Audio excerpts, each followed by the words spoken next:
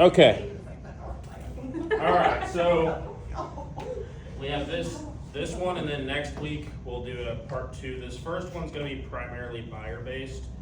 A lot of people work with more buyers than sellers, but so we're going to talk, starting off, before we do anything, what forms are required for when you're working with a buyer or you're writing an offer representing a buyer? What's the first word For the for? disclosure. Yeah.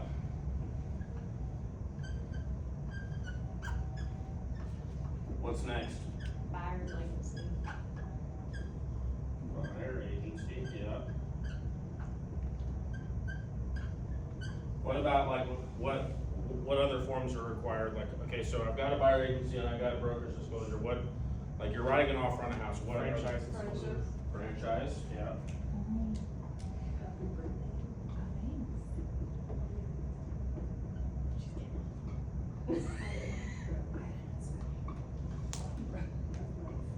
Okay.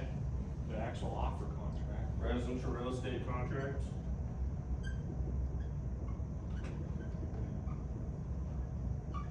The seller's disclosure. Yeah. If available. And it's it's filled out. Yes. Maybe I should have actually write my handwriting, so. What else? I mean, a buyer's expense sheet was. is Buyer's good. expense sheet, yeah. The estimated, Yeah. yeah. The lead-based paint. What if the house was built prior to 78? So we could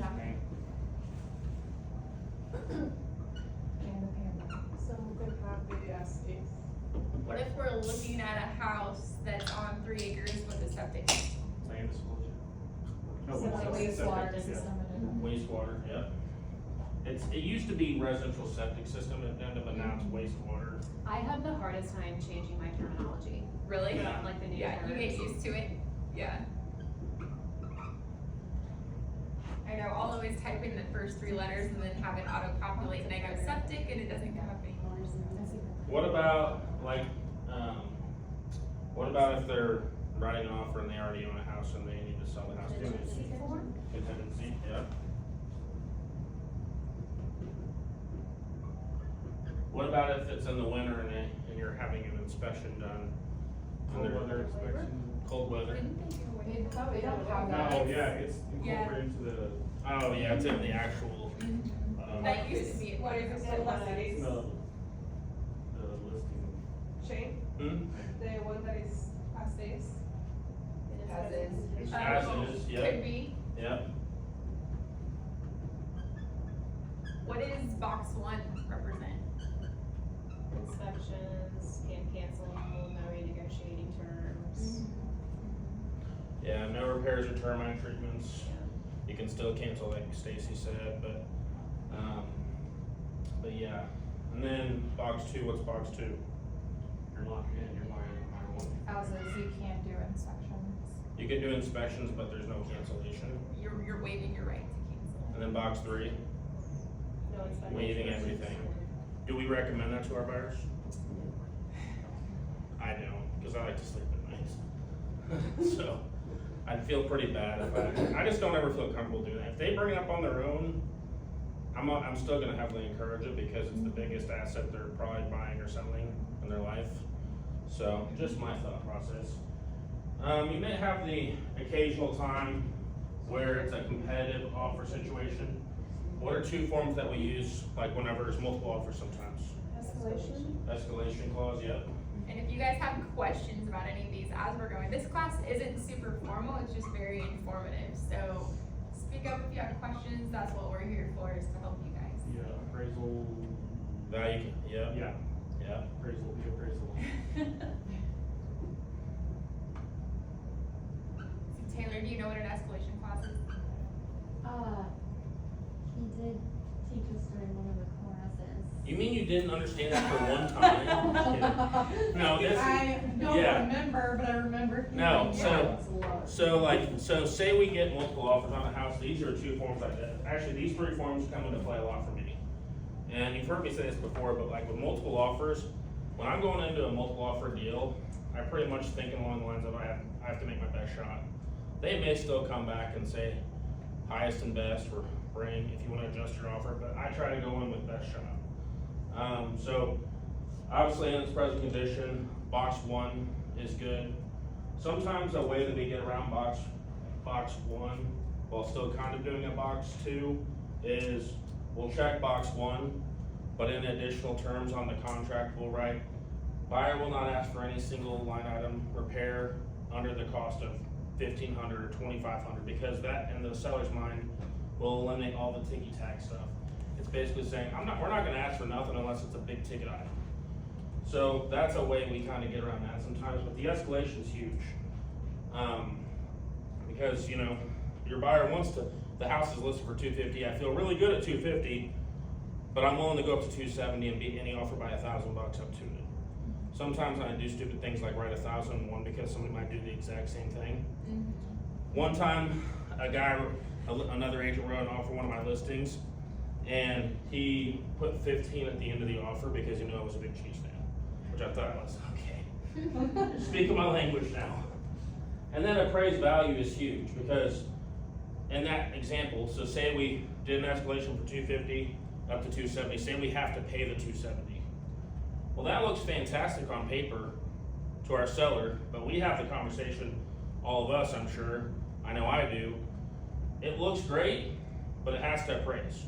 If it doesn't appraise, it does us no good, because back in 2020, we would have these times where people were literally writing $30,000, $40,000, $50,000 over, which is stupid, by the way, in some situations. Yeah. But we'd have that.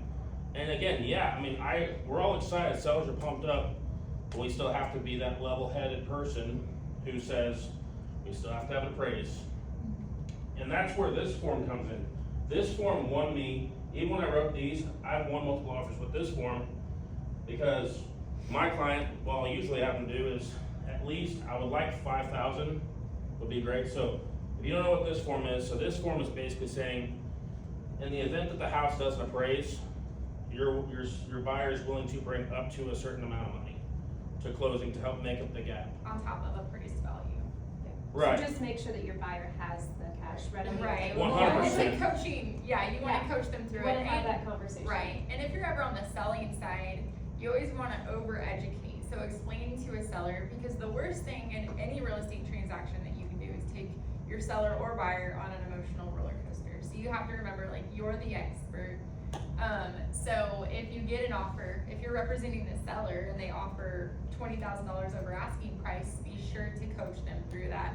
Look at the comparables, give them the information that they need, and say, like, if this is a financed buyer, you know, it does have to appraise, and so, you know, inform them, but, yeah.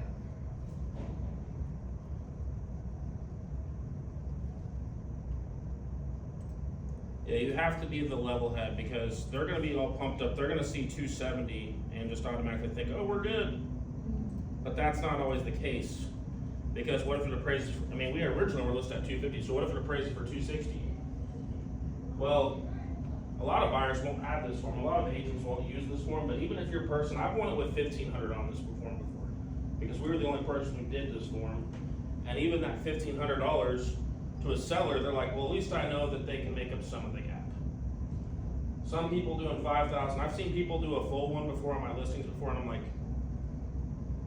I wouldn't recommend that, because you're gonna walk in like 20K under, like, you know, because, I mean, I know we all trust our pricing and stuff, but if an appraiser says that, the buyer's automatically gonna feel like they're walking in upside down. Nobody wants to feel that. In this market, you're not having as much as that, but like back in 2020, they would give their firstborn. They would often pay sellers title fees, they would do everything. And so, here's the form I'm referencing, just so you guys know.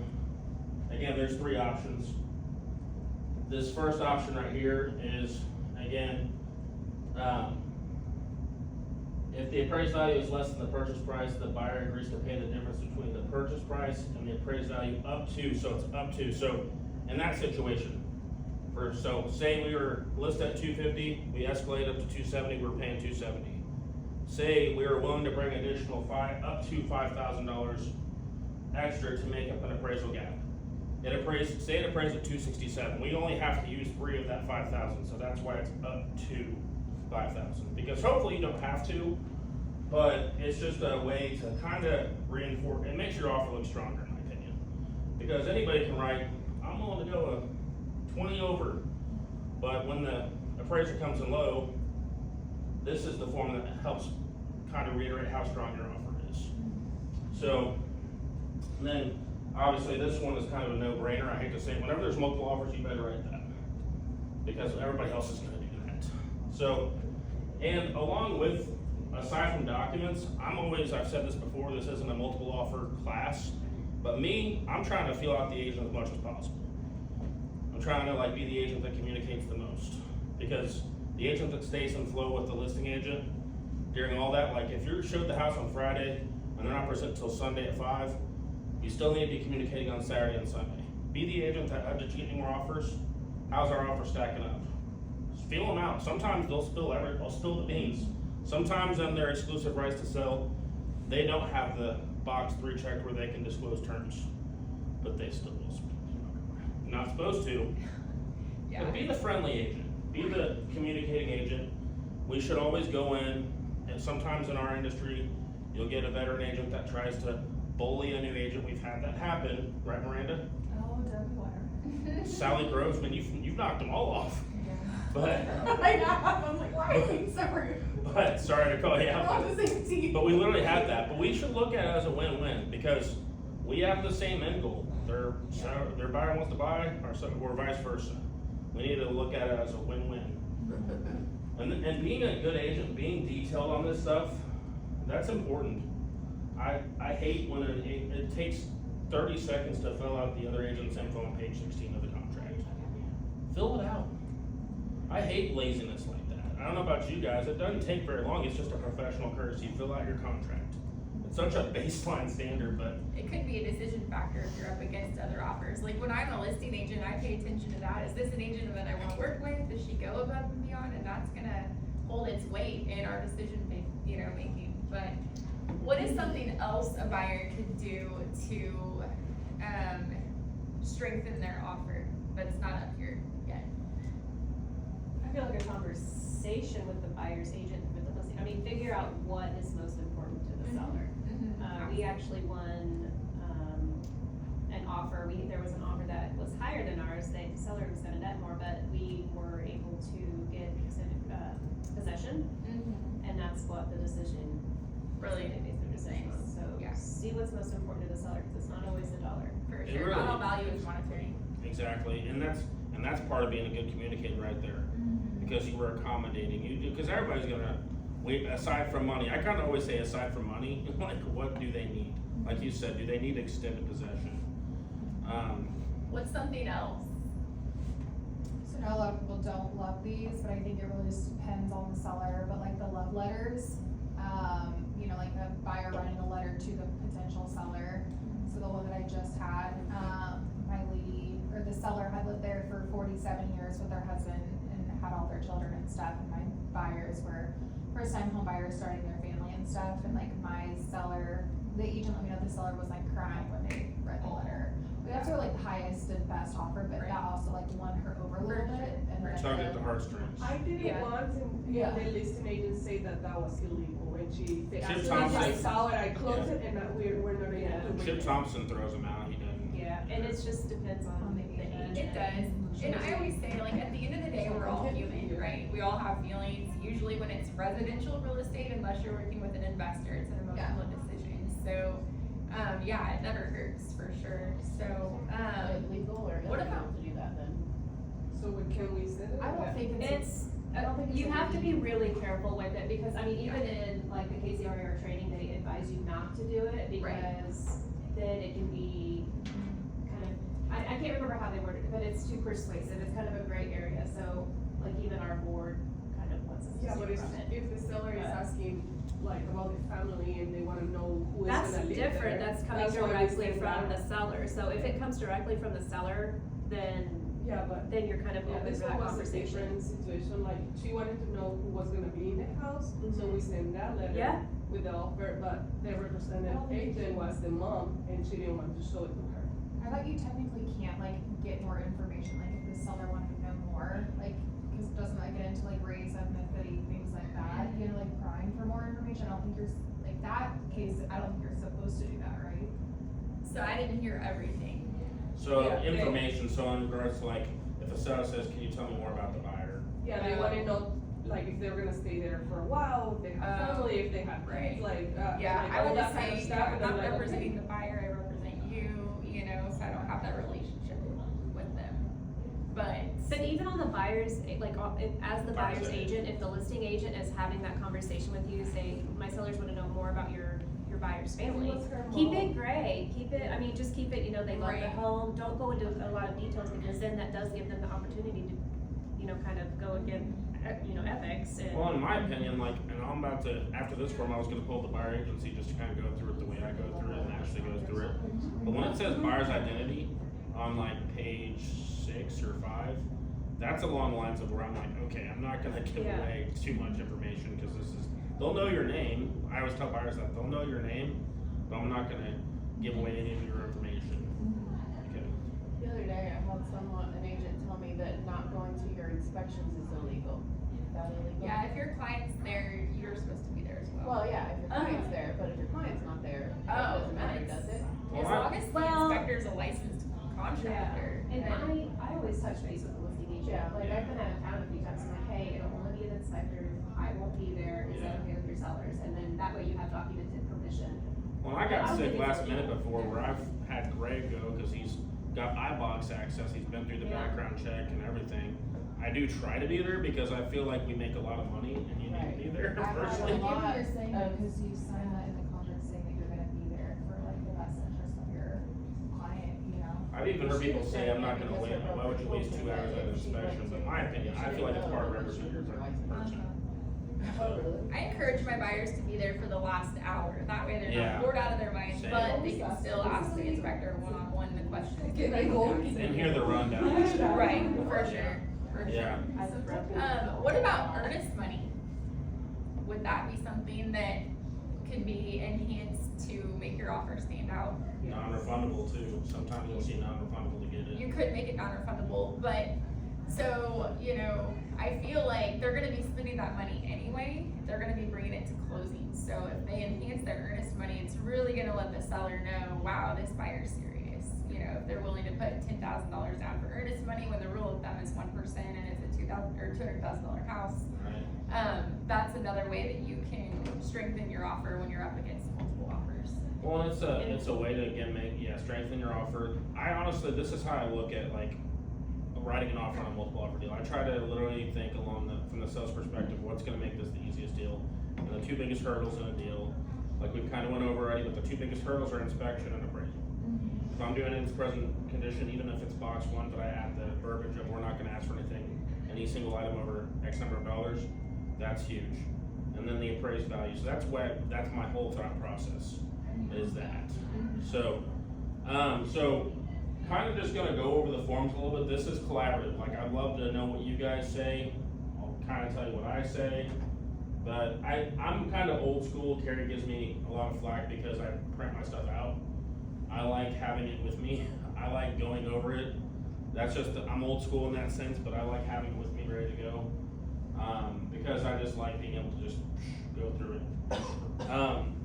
On this form, so obviously the Missouri Broker's Disclosure, when I get my buyer's agency signed, I get this signed.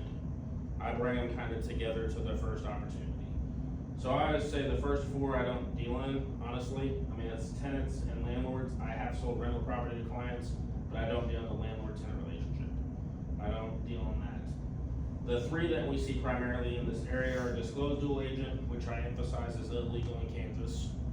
And you're giving wholehearted advice to both sides, which I personally think can be very difficult unless it's a rare situation where they're like friends.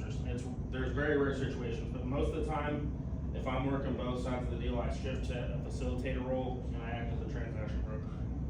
But I emphasize that it's really rare, but I just try to be upfront about that, because if I'm not upfront about it and the situation occurs, then it's gonna be a curveball that could have been avoided in the beginning. If you're upfront about this stuff, it makes it a lot easier whenever the situation happens. But I always tell them, because usually I'm at a house or I'm here, but I always tell them, almost, I'd say over 90% of the time, they're gonna have their agent and I'm gonna be working solely for you on the purchase of your home. The transaction broker's in very rare situations. And that is legal in Kansas, transaction broker, you would just switch to transaction broker. Right, Mhm. right. And then I always just say that this page 2 goes in more in depth. See, and then I always just make a little joke, you can find out everything you'd ever wanna know about relationships between agents and clients in the state of Missouri. Okay, I have a trick question. So also like, that's where I think the gray area is. So like, on Kansas, I know that you can transaction broker, but you're basically still dueling. You're You are, just you for know what I'm legality saying? purposes, you have to switch your paperwork to transaction broker. Okay. Yeah. So what if Shane has a listing and I bring the buyer? We're both in the same Still office. technically dual. Yeah. Because the contract belongs to David. Right, Yeah. right. Unless it's just you or him, no? And I should have mentioned that. So it would still be dual agent if there were two agents from the same brokerage. Mm-hmm. Yep. And then you guys know, like, whenever you're looking at your relationships on page 13 of the contract, who are the only people that can write seller agent for, on the list side? Who's the only person that can write seller, check the seller agent box? David, right? What are you talking The very top, so page Oh, because 13. we're all designated agents. We're all designated, but Right. he's seller, right? He could be, Yeah, yeah. I would think that, I just thought that. Mhm. about? Just because he's a broker. Right, yeah. Yeah, and then we're all designated. Yeah.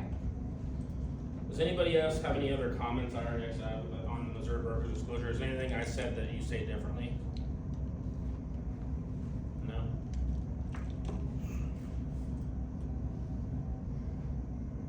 Again, I'm very particular on going over this stuff because this is where a lot of times the issues happen. You get busy, it's 8 o'clock at night, I don't feel like calling, going over this stuff with them. And then something occurs that you didn't explain, and then that's where they get mad. So I truly always try to like prevent issues in the beginning. Like even like I've said before when we're talking about a listing presentation, I try to be upfront about what the current market conditions are because I don't want them calling me in a week like, why is it under contract?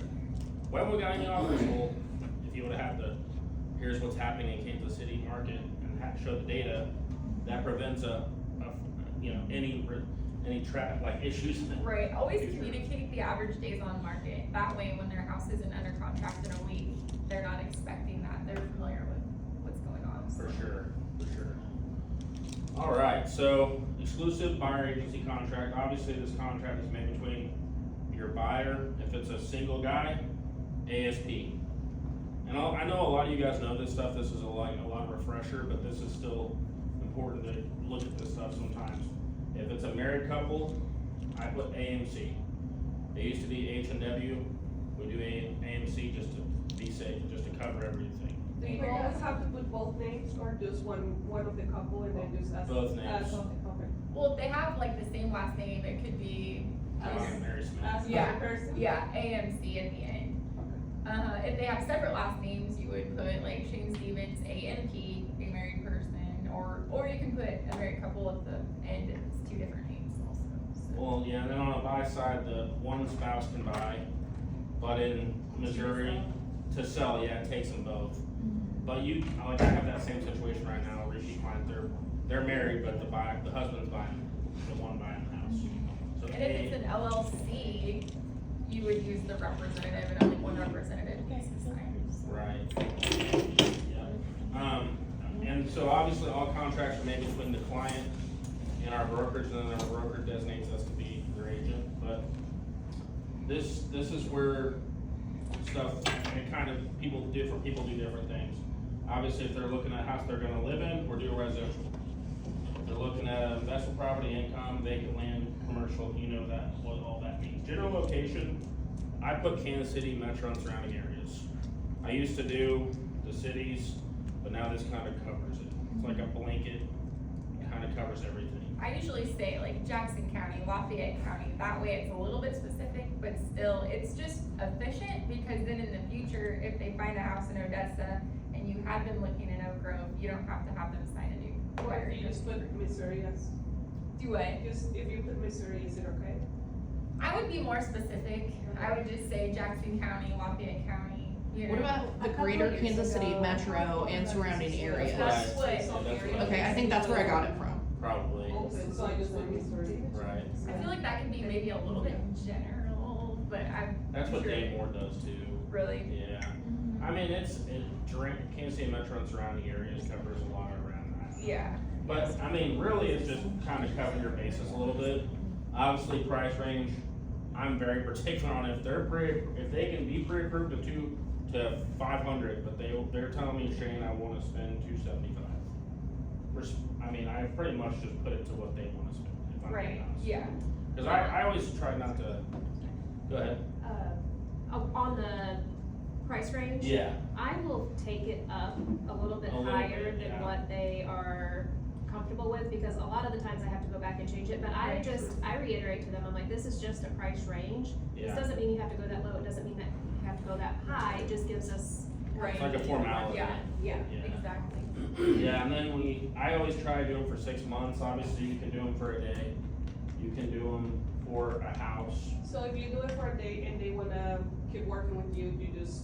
You can do a change or revision of the buyer agency agreement, where you can extend the period on there, which we can show you that too. But again, 6 months, I'm really trying to get at least 6 months personally. Sometimes they've even done a year, like on listing agreements, if it's land, I'm doing at least a year. Sometimes, you know, sometimes those take longer. But I always say, line 21, that's why we have to have it required now. That's where I blame it on the contract and not on me. Buyer agrees to enter into a written agreement before touring properties with broker. It's not Shane's opinion, it's the rules. We have to follow the rules. There's not a single client that's worth risking your license. Right. Not a single deal is ever worth it. That's the thought process. I always try to reassure when I'm having a buyer sign a buyer agency agreement also. I just say, you know, obviously our goal is to get the seller to pay the buyer agent compensation, and, you know, the lawsuit took place, 3 years ago now, and I haven't run into a situation where the seller didn't pay it. We're gonna do everything that we can to get the seller to pay my compensation, but this, you know, helps you realize that if they weren't, you would be responsible for the 3%. Yeah. You know, but coach them through that a little bit. And also let them know, like, they're not stuck with it. They can make the decision to forego the property if Right. if sellers are not willing and they can't afford it, because a lot of the buyers that we work with can't afford to pay a buyer's agent's commission. Right. Well, and I know David says this too, but one thing he does too is he has a cancellation guarantee on this stuff. I'm the similar way, we all pretty much have that. Rarely do I have to cancel these now. But if you tell people that, and you trust your process and know you're good at what you do, there should be no reason they're gonna cancel anyways. Right. But it kinda just makes people feel better. If the repeat clients never push back on anything. You guys know this. They're already working with you, they trust you, they pretty much will go with the flow. The people you're trying to convert from Zillow, I'm sure you get this pushback a lot of, oh, why do I have to sign that? Well, again, I'll bring a copy of it to go over with you. It's not me saying it, it's the contract. Right. What I get a lot of is, They do, the other agent it's I work like a with wonky.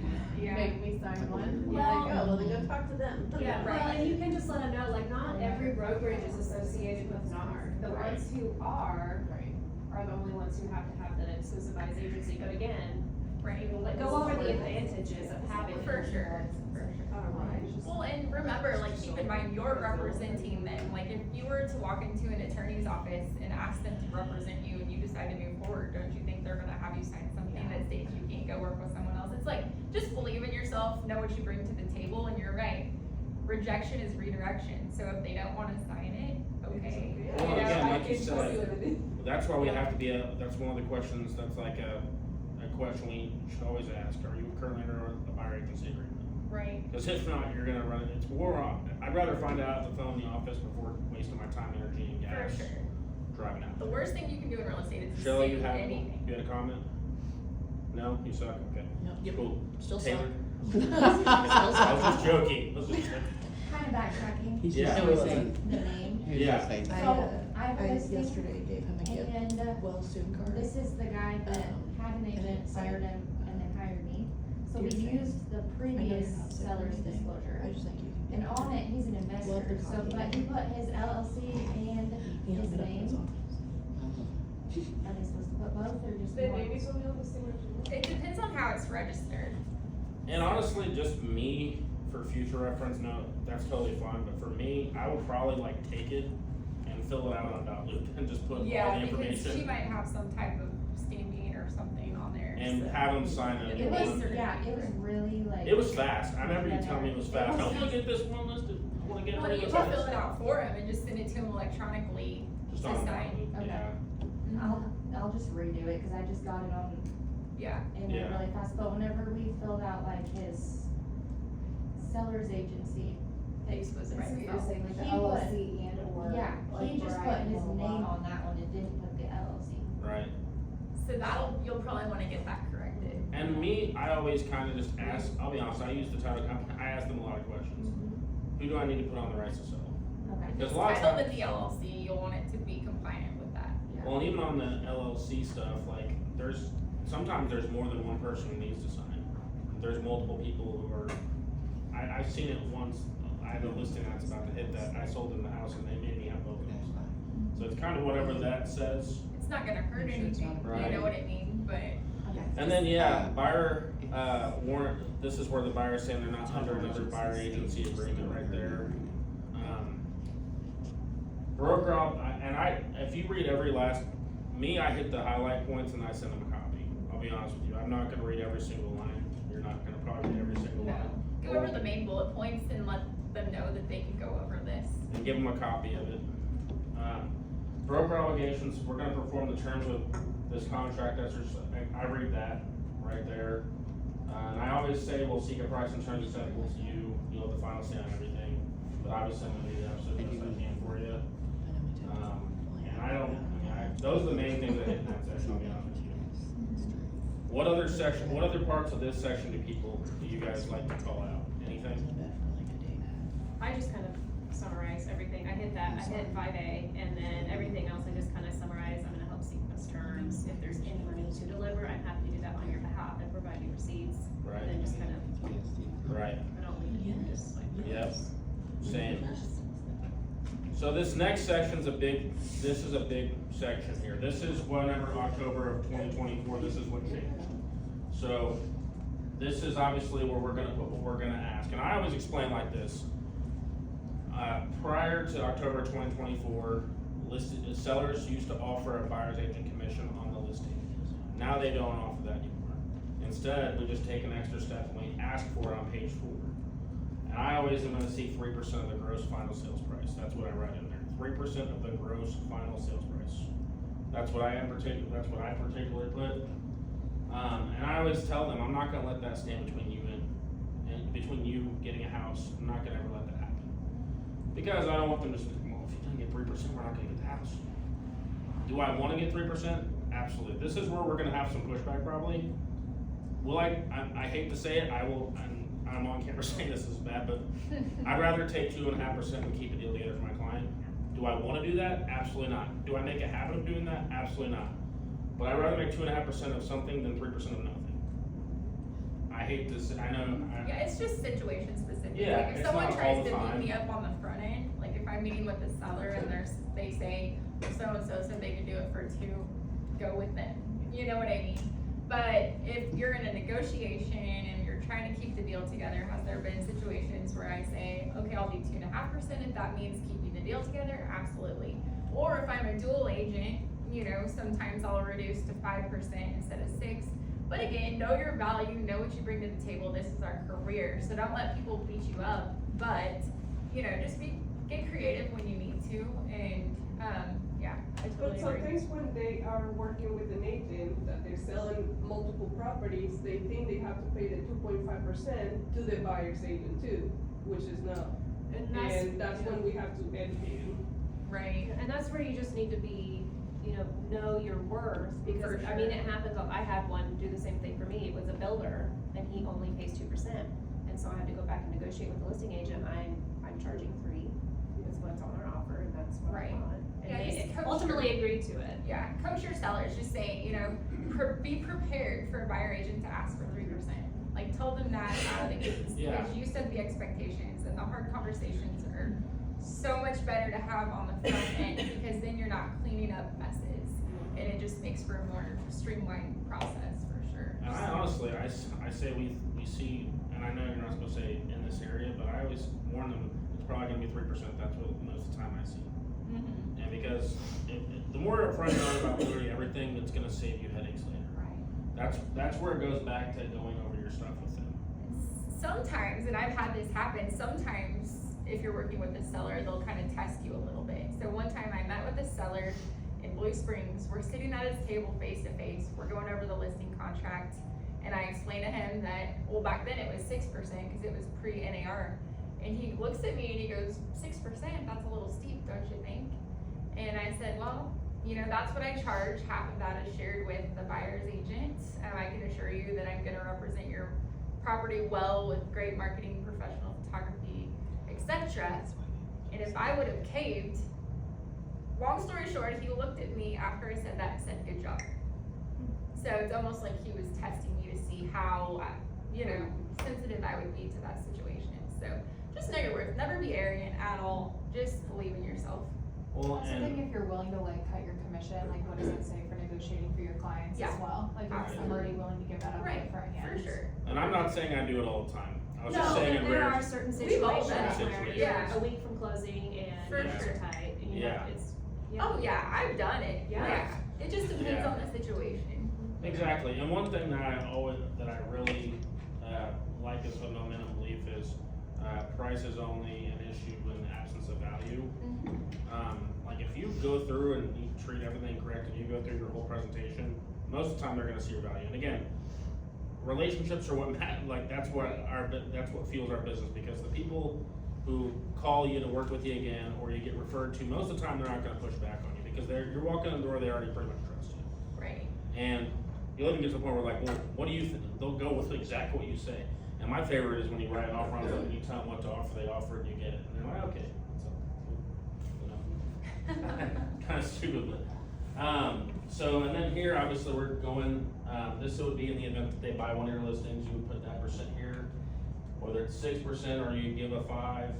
Sometimes that happens too if you're making 5% on something that's pretty good. So, and again, it's covering you in the forefront. Do you expect that to happen? No, but this is where it covers you in the very beginning. Where, because the time that if you don't cover yourself here correctly, you're gonna be like, oh man, why did I put that there? That's why every time you have a conversation, you're talking about transaction value, you just gotta be upfront about this stuff. Will it probably happen? No, but at least I'm having the conversation in the very beginning. So, and then obviously right here, so what's the one situation where they can't pay a BAC?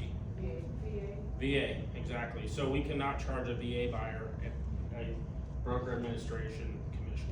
No, you can, no, we just don't. They changed it, like last year, I think, that you can, we just don't. I never heard that. In the back.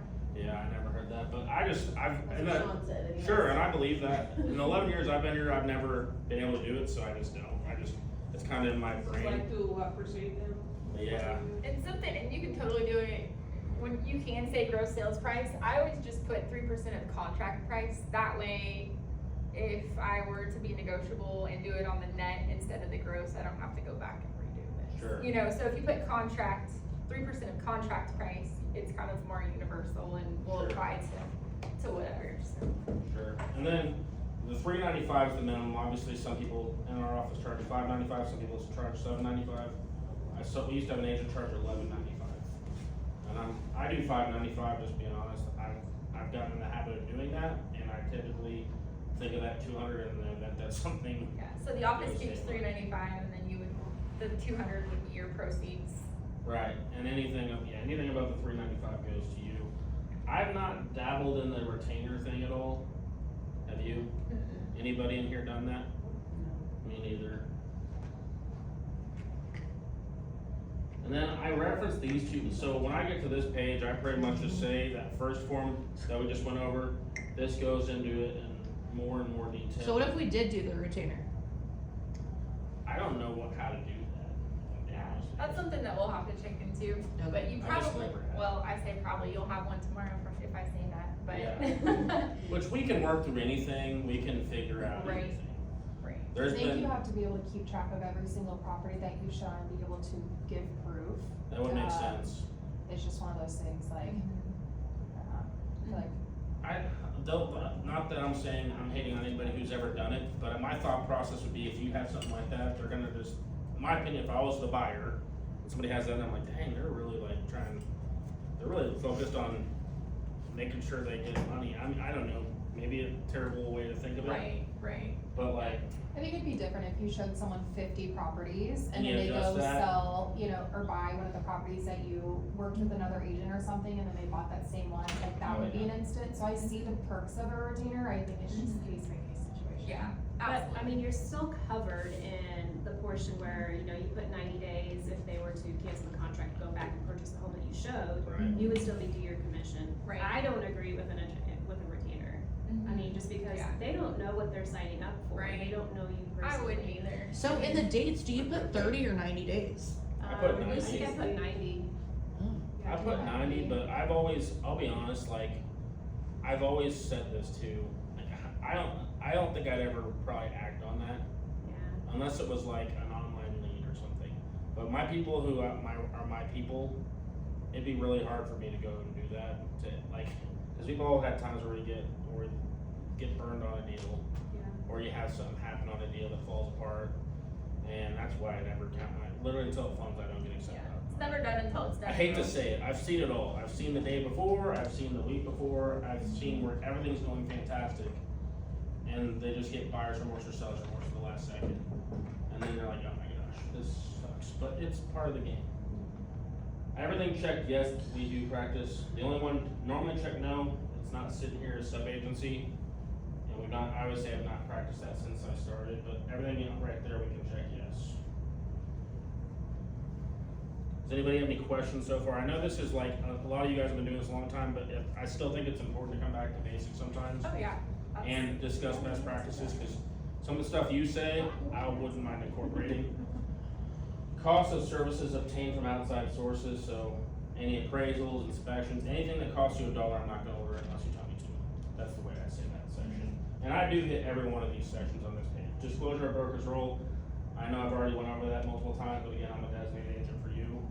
If they have a listing agent, unless you buy one of my listings, I'm gonna be a designated agent for you. Again, kind of back to what we were talking about earlier, the buyer's identity, unless otherwise expressly requested in writing, broker has buyer's permission to disclose the buyer's identity, but I'm not gonna like go crazy into their information, like me personally. I mean, do they have kids? Yeah, that's an easy one. Yes, they have kids. Where are the kids' names and ages? Okay, whoa, bro, back off, dude. You want my social too? Like, chill. But other potential buyers, I always just say that's just stating that the houses I'm showing to you guys, I can still show to other clients that I work with. Non-assignment of contract, buyer and broker both understand that we can't assign this contract to a third party. Franchise disclosure, and feel free to jump in if No, you're good. Okay. Franchise disclosure, that's just saying that we're a part of RE/MAX, we're part of the big company RE/MAX, but each office is independently owned and operated. We have a franchise disclosure that we'll go over in a second. Property insurability, it is the buyer's responsibility to determine if the property is insurable, and usually recommend during the inspection period. I mean, if, most of the time they are, but like if it's got the roofs are getting to be a bigger deal now, there's other stuff that's a bigger deal now, so just have them make sure that the property's insurable. Most of them are, but there are some doozies out there. Legal and professional advice, that's just stating that I'm not an attorney, a CPA, or any other profession other than real estate, so if you have a non-real estate professional question, we recommend you contact the appropriate person. Entire agreement, I kinda just say here that if we ever need to change anything, we can do a change or revision of listing, or if we need to extend it or change anything on it, we can always do that in writing, signed by all parties. This section right here though, I belabor this point. I'm not trying to have somebody get scammed. I always say, I know you're definitely smart, but these scammers are getting worse and worse. With AI, it's even worse, but nobody's gonna be calling you to reach out to you to wire any money, whether it's via call, phone, email, text, even if unless I personally relay it to you, don't wire any money. I'll make sure, because I've even brought up the example that there's scammers out there that I'll call and say, this is Christina with Evertitle. it's not Christina with Evertown, but they're smart to they'll say, this is Christina with Evertown. People are, for the most part, trusting individuals. And it's probably been 5 years, but Keller Williams Platinum had somebody, they got talked into wiring $250,000 for that exact situation. They just trusted. So I'd rather be annoying about this, but I belabor this point because I want it to stick in their brain. So, and then when it's a seller, because this is also on the seller side, well, number one, you're gonna be receiving money. There should be no, and at the closing table, we'll have the wiring instructions for your proceeds. Right there with you, with me, the title person, in person. So I really try to hammer that point. And again, just basic info, put your name in here. I know sometimes on teams like Sean, sometimes we'll put Sean Ashley. Yeah. I bet on your team you do the same thing, which makes all the sense in the world. And then, as you know, we can send it to Ashley or David's stamp is up there. I've used it to sign multiple checks of his. I was just kidding. I was making sure everybody's awake. Make sure everybody's awake. So, any other comments on the buyer's agency agreement? And I know, again, we're kind of just going through this step by step, but I think this is valuable. Yeah, and we'll pick up next week where we left off, because we don't wanna like bore you, because obviously, you know, we all have an attention span, but we've got about 10 minutes left to go over the franchise disclosure. Perfect. We'll go over this real quick, and then we're kind of going to give you a little bit of homework. Number one, again, I want to say thanks to everybody coming in here. This is valuable because I like hearing all your best practices. Because we're with ton of respect for everybody in here. So again, our franchise disclosure, I know I already said it, but we are independently owned and operated. We're a part of Remax, but each office has its own owner. We have to recommend everybody buying a house gets a home inspection, if their agent's any good at all, they're gonna recommend they get an inspection. We have to recommend that. So this bottom section, we added in 2020. Do you know what this section's about, anybody? Which one? Right here. Do you guys know what this is for? Oh, because they were waiving so many in 2020? So in 2020, yeah, exactly. People would go out and waive inspections. So this, in a nutshell, which you can read the whole thing on your own pace, it's basically saying that houses have things. They can't come back on the licensee or our brokerage if they discover a defect, if they decide to waive their inspection. So if you decide to waive your inspections, we're being upfront and telling you right above there, you need to get a home inspection. But you can't come back, if you move in and a month later, the toilet's broken, you can't come back on us, or there's a foundation crack. You're waiving the inspection, that's your decision, because we're definitely not advising that. But we added this because it was getting so common in 2020. I rarely see it now, but, yeah, I don't like to ever recommend that. Again, I just don't feel comfortable doing that. Because I feel like if you're truly for your people, you're not gonna recommend it. And again, we're in our franchise disclosure, we recommend you get a home inspection. And again, it goes into more, this I like that we have this in both, always contact the closer directly before money is wired. I'd even go a step further and say contact me with the closer. I'm gonna make sure that if there's any wiring happening, that it's done correctly. Because it takes about 3 seconds and then that money's gone forever. And then you're gonna be in a world of hurt. It's gonna do a lot of damage. And then this last section is literally just any businesses that David's affiliated with, so Evertitle, Manning, ASI, those are our profit sharing partners. So these are any businesses that David's a part of. So, and obviously you have them sign that. So Ashley, did you have a property in mind in Oak Grove that you were thinking? Let's choose one. So we're gonna kinda like, we're gonna have them fill out the contract and bring it next time. So we're gonna have you guys we're gonna give you an address and we'll email out the information. But just to fill out, we want you to fill out an actual contract, and it's gonna be a contingent buyer. But we wanna just have you fill it out and then discuss best practices for that. Is that right? You said contingent? Yeah, I'll email out everybody in here. Do you have any more of those papers? I can get you some. It's just a blank contract, blank franchise, blank buyer agency, and blank broker disclosure. It's gonna be a little bit of like role playing, essentially. Yeah, and that's really what this class is. It's number one, going over what the documents say. Number two, what I say and what you say. Because the best way I learn is these classes, the conversation. I learn more from the conversation than just lecture. Cause that's where I love hearing best practices from producers. So if Shane's my buyer and I'm the listing agent, or I'm the buyer's agent, and he wants to take a look at this house, and he's pre-approved for an FHA loan, what is one thing that, I should do as the buyer's Make agent? sure it's qualified for everything. Yep. So, yes, you can scroll down and look at what the listing agent has to say. She says that it'll go cash conventional, FHA, USDA, or VA.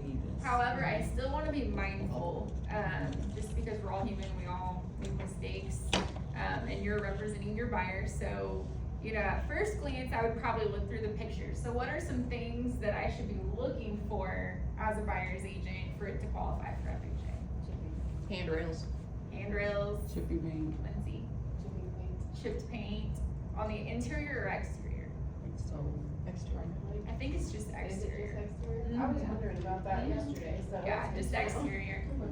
Christy, what'd you say? chippy Oh, paint. chipped paint, Wood wood rod. What if there's a shed in the backyard and there's wood rot on it? Is that gonna apply? Yes. Yep, sure will. So we'll chipped paint. Same with the termites too. Flooring too. What about cracked windows? Yes. What about GFCI outlets? For VA, yes, Where and FHA too. really. What about, screens, like window screens? So screens, I don't believe are a requirement, but if there's a cracked window, that could hold things back. So now, you know, say it's looking pretty promising for an FHA buyer, and I go out there, and even though the listing agent said that it'll go FHA, what if I notice that there is a little bit of chipped paint on the shutters on the front of the house, and there's not a GFCI outlet in the bathroom? We talked to the listing agent, see if that's something their seller's willing to take care of. with Yeah. their building. So what I would do is, if my buyer decided to write an offer, in the offer, I would write in the additional provisions, seller to install GFCI outlets, and also to paint the chipped paint prior to appraisal. Because, and do that up front, just because if your buyer makes an offer and the appraiser has to come back out a second time, who does that charge go to? So you're working for your buyer, so you always wanna have their best interest. So just be proactive, get those things done before the appraiser comes, get the seller to agree to it before the appraiser comes. And you can even get specific with your wording and say any and all necessary, you know, FHA requirements. And that way, that's just a matter of getting the deal together, you know, creative minds get deals done. Well, and think along the lines of worst case scenario, just assume it's gonna get called out, because they know my biggest frustration in all of real estate, which you've heard me say before, is appraisers have so much control over the transaction, they can kill a deal in 3 seconds. And you can get 10 of them out there, and 4 of them will call the chipping paint, that 6 will be there for 5 seconds and not even pay attention. But I go in with the worst case scenario that they're gonna call it out. Christy had a situation on her first listing where when we were walking up, I'm like, oh, there's chipping paint, right there. And we just assumed that it would get called out. Didn't get called out though. It depends on And the it was appraiser, but. right there. Yeah, Like, It was right there, yeah. plain and simple. right. Because you'll have an appraiser will go out there for an hour and measure every little nook and cranny, or you have somebody that's in a hurry and does it in 5 seconds. And it's annoying because the people that you represent are paying the $500 or $600 for their appraisal. But, I mean, they're not all created equal. And they have so much control over the deal. So that's why I definitely agree with that. Oh, and another, legal description addendum. Yeah, Would be another that's document true. that we could see there. Yeah. And we'll pick this up, I know we're at 11 o'clock, we're coming up on it, but this is where it kinda goes back to fundamentals, like I've said before, like in 2020, if you had a pulse and a real estate license, you probably could sell something. We're kinda back to a pros market in my More opinion. skilled. You have to, and this is what sets you apart, this is what leads to repeat clients and referrals, is the VIP experience that we talk about every Monday. Literally, like, we have to be different as agents, we have to be the people who actually go through our stuff. We have to be the people who do the little things. That's what earns referrals. We all can write a contract in 2 seconds and send it to them to e-sign and not call and go over it. And it's not always, you know, it's not always convenient. But I don't like buying a car because they rush me through the process as fast as possible and they don't explain anything. I'm not a car salesman. They're gonna know what they're signing. This is a big deal. We do it all day, every day. They don't. This is a fundamental thing that people should be doing. So this will be our subject property that we're gonna be writing offers on. Shane Stevens is gonna be the buyer. Oh gosh, he's gonna be difficult. Patrick Mahomes is gonna be the buyer. Just kidding. And you're all representing him as a buyer's agent, a designated buyer's agent. Yeah. He's fired already. Yeah, I fired. don't wanna work with him. He's sorry. high maintenance. So what would Terminated. you- He's just so high maintenance. Looking at this contract, and there's not multiple offers, what would you encourage him to put down for earnest money, as a rule of thumb? 1900. Because I don't know that's what our offer is. and that's about what 1%. we're in. So 1,000 for every 100,000 is what I, is, yeah, 1%. But, if there were multiple offers, I might encourage them to, you know, are you comfortable with doing 3,000? That's just another task that you can do to make your offer stand out amongst others. But yeah, 1,900 would be the general recommendation. A recommendation, not a requirement. So if your buyer's FHA, you know, and they don't have a lot of money to put down, they might say, well, I only have 500. Okay, well, at least you've explored the 1,900 option. It's not doable. 500 is better than nothing. You know what I mean? So I would still encourage that. So, anyway, so We'll Shane, email out the address Yeah. and I'll make sure everybody who's in here gets emailed. Yep. And honestly, don't like, just put together what you wanna put together. It's gonna be a conversation more than yeah, anything. fill it out to the best that you Yeah. can.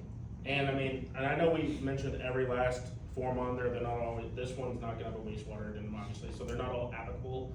But it's just filling out just so we can go through this stuff and explain it. So this is how we get better together. This is like, again, like a role play, really. That's what we were basically just doing. I have a question. Yeah. So, like I know Cameron is like a USDA certain area, like based on certain like rural areas. Is there like a way to like check or like a website or something that someone could Your provide lender, me? your lender Yeah, can I would check. check with Ryan or John. Mhm. There's a map. You can, Google USDA eligibility areas, Okay. and it should be an updated map on which areas are eligible. And sometimes I think there may even be a site where you can put in an address and just. Yeah, it'll take you to a site where you can put in a specific address, and then Yeah. it'll show you the boundary, whether it's in or out. One other thing you guys should always check on is whether it's in a floodplain or not, especially if it's land, because So that can true. be a big, you know, Yeah. nail biter if your buyer has to carry flood insurance and they didn't know about it, so. Cause that'll kill a deal too. Right. Their payment's gonna go up. Usually if the house isn't in a floodplain, it's not required. Or if it's by like a creek or something. Yeah, and FEMA has a map that you can look at online, but, you know, just never assume, like I said, because that seller could have their house paid off and therefore the lender's not requiring them to have flood insurance. However, if they have a mortgage, you know, they might require it, so. Well, and not that we should always rely on kinda like you don't rely on an appraiser to call out the FHA stuff. Having good lenders, most times they're gonna catch that, but still, Yeah, just to be be safe. It was expert. more me just like wanting to be prepared and also Yeah. know before I talk to the Yeah. lender as well. It Like, comes down just to- being like the expert. Yeah. Absolutely. It comes down to the emotional roller coaster. Like, when Yeah. you're the expert, you have the information, you've done your due diligence, and you're proactive, you're not taking your buyer or seller on the Yeah. emotional roller coaster. They're gonna have a great experience, they're gonna go tell 5 people about you, and that's how you start the snowball effect. More referrals. you can And get even from on your other agents buyer- from offices, right? Yes, Ashley? absolutely. And even on your buyer process, sub process that we have in your folder, that could be a line item you put in there, cause it's customizable to you. Check if it's flood insurance. So, you know, that You could would just hate be, for that to be the reason it falls. most of the time you'll say no, but if it's a step, they'll make you think of it when you're going through for everybody. So, Thank you guys. yeah, You're you're welcome. welcome. Good stuff, guys. Yeah, that's Very, worth very it. good. The only way to become a master at what you do is to do it over and over and